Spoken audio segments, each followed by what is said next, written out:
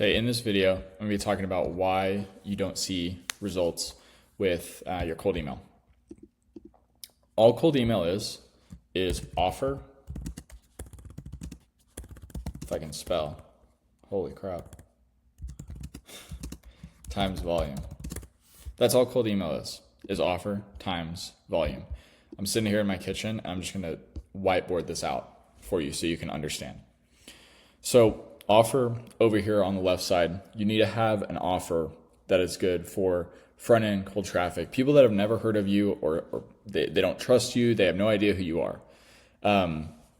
You need an offer that is good for that. So if you're trying to do and sell digital design, SEO, IT stuff, even AI, I think is a little bit played out in terms of selling on the front end. People think it's like sexy, but I think it's just like in a bubble right now and a little bit overhyped.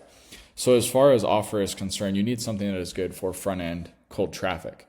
So this could be offering something for free, gifts. So this could be like free trial, free jobs, free, look on the inside. We'll give you credits, whatever it is, free, or like gifts, like sending them AirPods or like a gift card or something like that. And people will freak out at this and they'll be like, oh, that's gonna just attract a bunch of like low quality buyers and low quality people. Well, you can avoid that by the targeting that you build when you go to build out your list. And then also at the same time, you're probably only running into bad, really low quality customers. If one, like I said, your targeting is off, but also if you have a pretty crappy offer as well. If you just have a low quality offer, you're not going to get the right people buying. So free gifts, also 2-minute Loom videos. I know you've seen people talk about this, but 2-minute Loom videos work amazingly well. Make sure that they are custom to whoever you're talking to. So actually sit down and film these yourself. So you're offering them a 2-minute Loom video. Those are really the two easiest deliverables that you can work on the front end for this, outside of call, strategy, session. Sometimes you can call it like trade notes, or I've been speaking to other CTOs in XYZ industry, and then I wanted to like loop you into the strategies being used by industry peers. Cool. So that's kind of at a high level where you want to be offer wise on the front end. And I work with all of my clients, no matter what your original offer is. I will speak to you about your offer for cold traffic before I bring you on as a client to make sure that it will actually work on the front end. So free / gifts / 2-minute Loom videos where you're sitting down and filming them a custom video, offering them a call, strategy session, or trading notes, looping them into strategies being used by industry peers. Those are kind of your call to actions. That's what you can offer them. Now, as far as the copywriting is concerned in general, I'm not going to show you my copy for every single person that I work with, because you guys will just rip it like people love to do. But really, as an overall framework, literally it's like, hey, let's just say Will talking to me. Hey Will, noticed you were in XYZ space. And there are multiple ways to go around this, so I'm going to show you some examples. So notice you were XYZ space, colleague mentioned you. So this would be like your colleague, right? Colleague mentioned you. You guys can tell I dropped out of college, right? Colleague mentioned you, which I am finishing. I'm finishing my degree. But notice you were in XYZ space, colleague mentioned you, friend saw you on LinkedIn. This is why you don't need a Clay subscription if you can write good copy. Notice you were in XYZ space, colleague mentioned you, friend saw you on LinkedIn, etc. So just building some relevance or some personalization in there. We did XYZ so this would be like competitor, similar, or like, let's just say lookalike company. So their competition Competition look like company, someone in that same vertical. Also, this is name dropping. So if you can name drop like a very large company, like Fortune 500, so like Delta, Amazon, Google, if you have those in your case studies, name drop that if you can. If you can't name drop like a very large company, name drop something that they would know that would establish that status delta. Notice you were in XYZ space. We did XYZ competition for company. So we did XYZ for Amazon to, let's just say, increase XX percentage to increase, let's just say increase by X percentage in half the time at half the cost. Now, some of you are gonna stop here and you're gonna be like, wait, I can't do that. And that's because your actual solution, your actual fulfillment isn't good enough, or your offer isn't good enough. But typically it comes down to like your solution.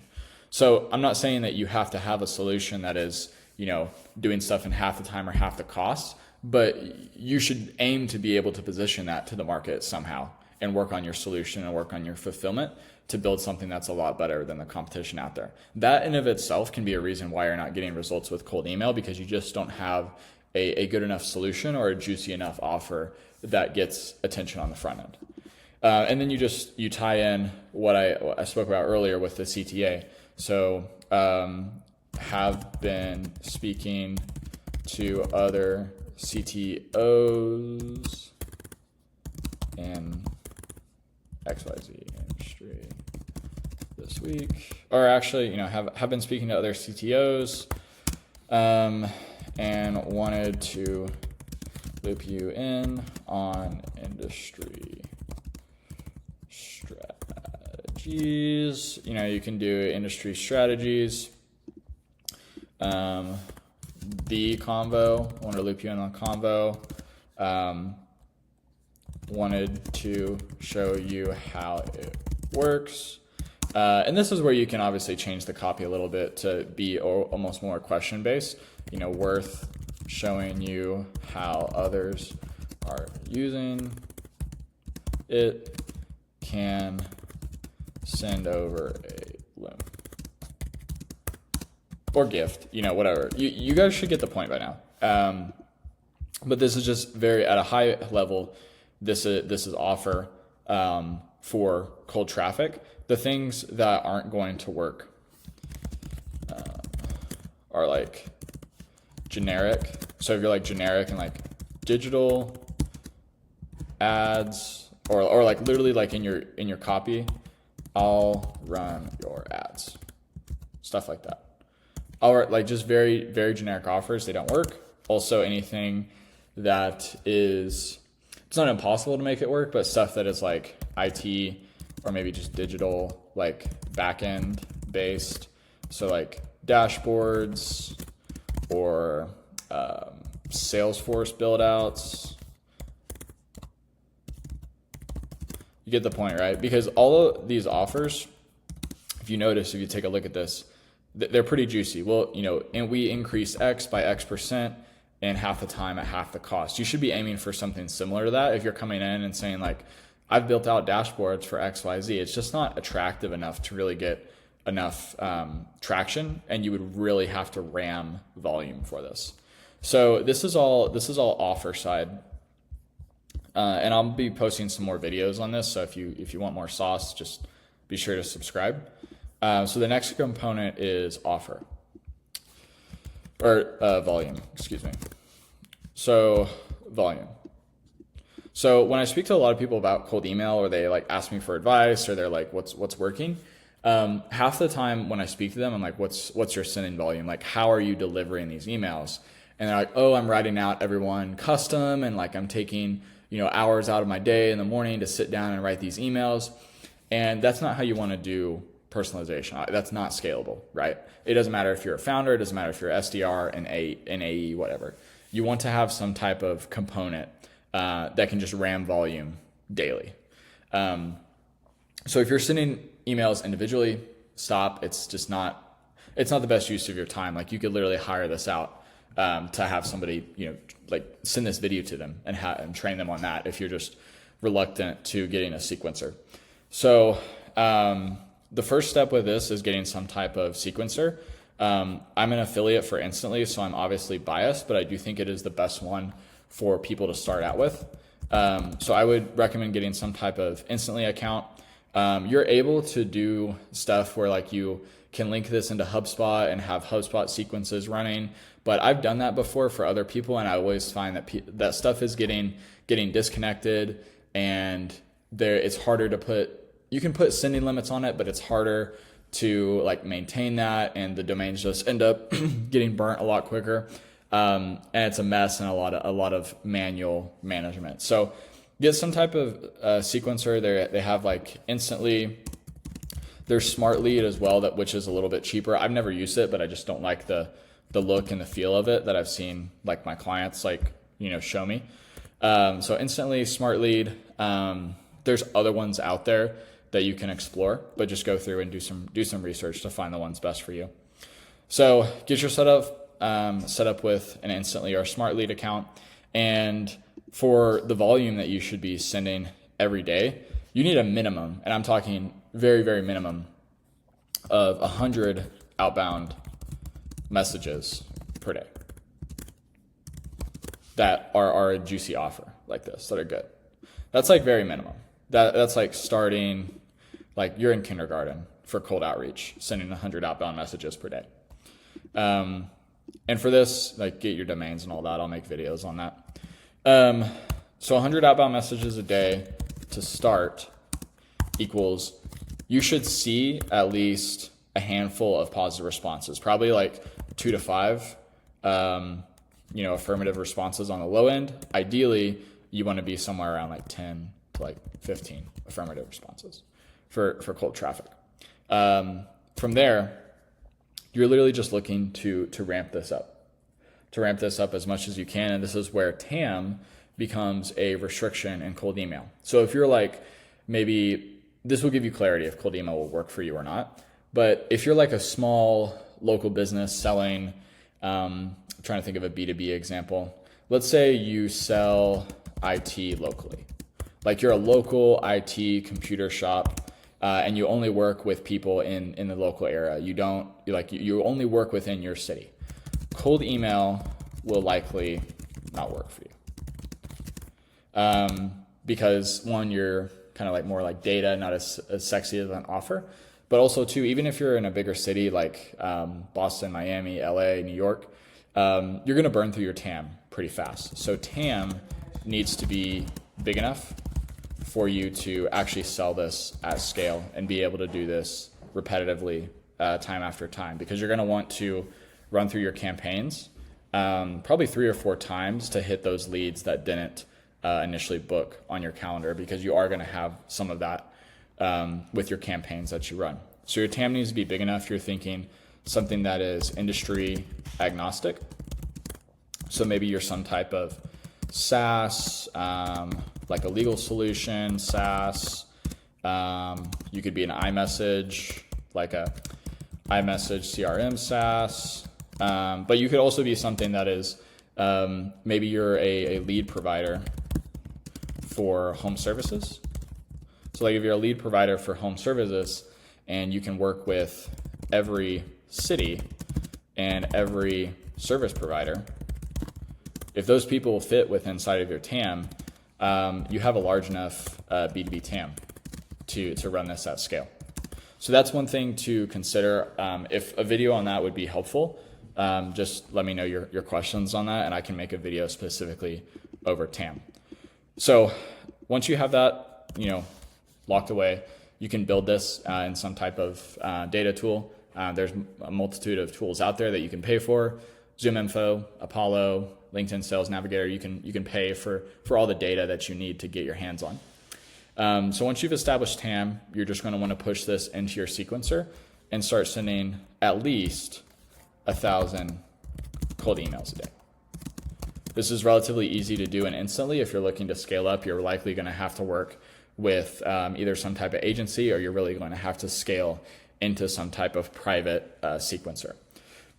So 1,000 cold emails per day. From that, you should be booking calls by now. Booking calls probably 1 to 2 per day, ideally, if you have a really good offer.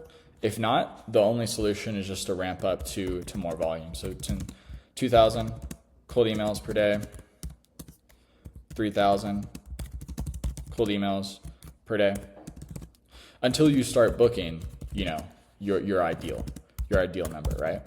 And this is why it's so important to have a large enough TAM, because if you don't, you're just going to burn through this list very, very quickly, and you'll get some initial meetings on your calendar, but the system won't be sustainable. This is also too why you need to have not even necessarily multiple ICPs, but you just need to have multiple verticals that you're running into. So obviously, if you can sub-segment by different industries, that's great to organize your campaigns and also kind of expand that aperture for who you're targeting. But for what we do for a lot of our clients is like build, 3 to 4 different ICPs that are the perfect fit based off of client data and what we see with initial results. Because once you start running these campaigns, you're going to start to get a picture of where the traction is and where to basically dial in your scope like a sniper to go after more of those people. So it is like an experiment that you have to be continually testing. It's not something that you just come in day one, you launch the cold emails and then calls show up. It is something where you're having to have somebody monitor affirmative responses. How is domain health going? How are we actually scaling this and turning this into a system that can expand and isn't just like quick wins for a day or two and then it implodes or stuff breaks. So that's all that I want you to understand in terms of volume and scaling this.